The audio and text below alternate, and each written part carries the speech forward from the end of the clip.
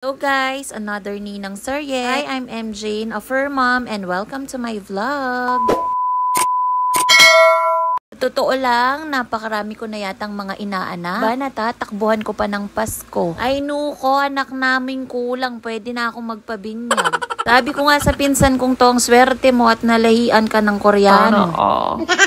Oras nga na yan ay sakto lang kami dumating at nag-uumpisa na. Ito nga pala yan sa Holy Rosary Parish Church sa May Angeles City. Totoo lang ay nakakainggit naman talaga ang merong kang pabibinyagan. Lalo na kung kasing cute at kasing taba ng batang to. Ayot bala mo yata, sakto sa nanay yung sinabi ko. Ayot kaburi na yata.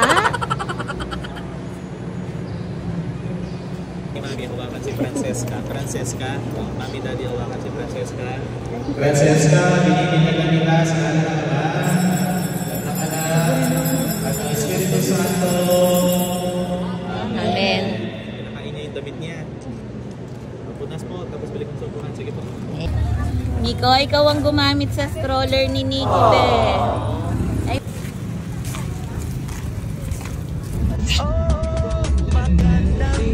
Galo na kayo man. Ano ba? Wala akong mga Talago. After mabinyagan ni Francesca, diretso nga pala kami dito sa Derang Asan. All you can buffet and unlimited samyupsal. Kung nga kami pumasok, inutuko muna tong Koreano kong pamangkin.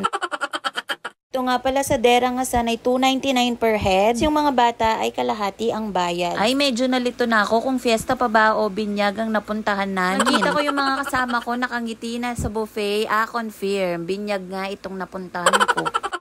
Hanggang 299 pesos nga, mabubusog ka na, napakadami pang choices ng pagkain.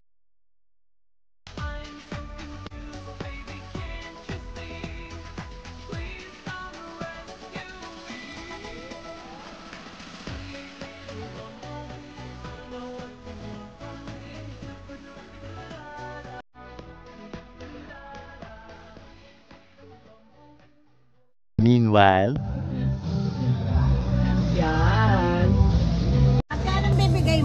ay, tumabol pa yung nanay ko sa video na to. Patapos na.